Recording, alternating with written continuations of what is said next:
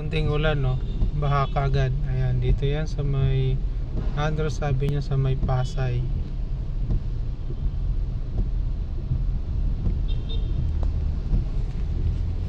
Ayan, so dalawang linya lang nagagamit kasi kala nila malalim, pero medyo malalim na rin.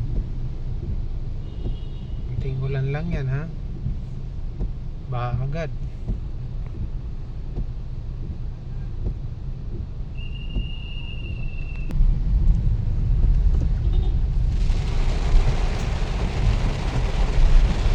Guys, baha na rito.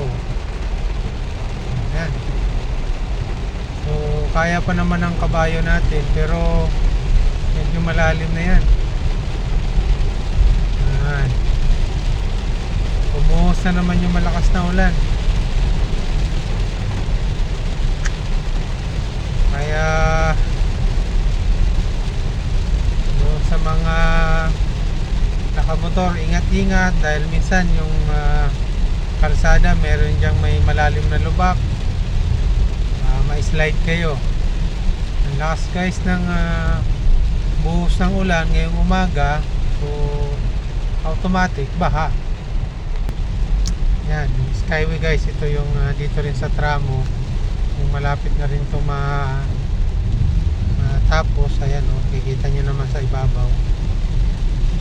Pero yung area na yun doon sa may stoplight, binabaha na talaga yun guys. Kaya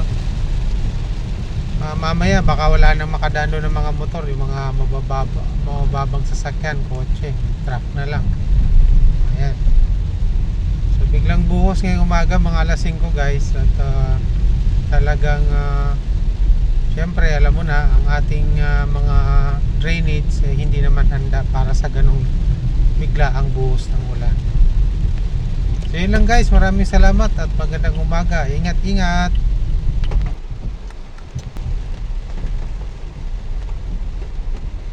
Dito wala nang gutter sa kalsada na naglalakad ng tao. Ayan, sa kalsada na sila, may mga paninda pa sa gilid. So yun guys, magandang umaga muli.